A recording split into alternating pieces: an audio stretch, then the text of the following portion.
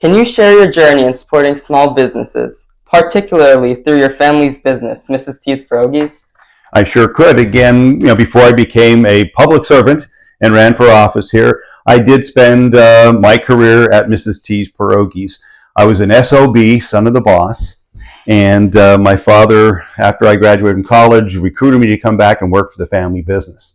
And he did warn you, it's like, well, you'll get no credit for what you've done because you're just the son, and you're going to have to work harder than anybody else. I said, okay, but there's a great opportunity here. So it was a nice opportunity to come back and work for him, did the marketing, the promotions, the outside public relations, and community service.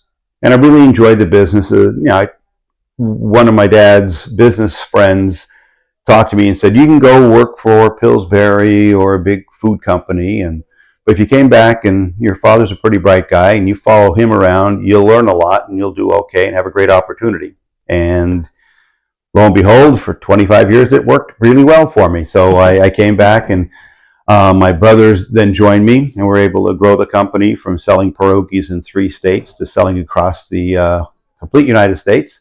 And it's been very nice. You asked me earlier about the beginning of Mrs. T's. My father went to school, graduated from college, and went to work for Arthur Andersen, a large accounting firm, and he was an auditor.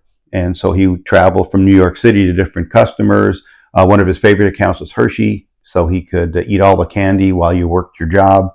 Couldn't take it home, but you could fill your briefcase up and eat on the job. And after a year, he resigned from that position and said he wanted to start his own business. And so he came back home, took his mother's recipe, Mary Twardzik, and started making pierogies around the kitchen table. And 5 ladies joined him. And about 6 weeks later, they were asked to leave the kitchen because they made too much of a mess. My grandmother wanted her house back, so they moved to Frank Twardzik's Bar, which is at 600 East Center Street. Now that is still Mrs. T's headquarters, so they moved into a former tavern. And when the tavern was operating in the early 40s, 50s, you can get a beer for a nickel and a full course dinner. So that was a really good happy hour.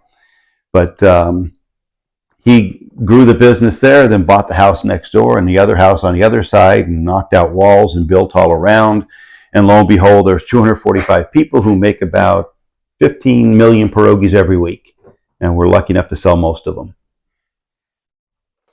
There are so many parallels between Mr. Twardzik and my journey.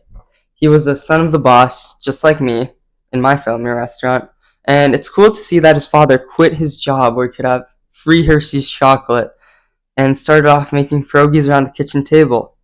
And now the company employs 245 people, making 15 million pierogies a week. This emphasizes where hard work and taking risks can get you.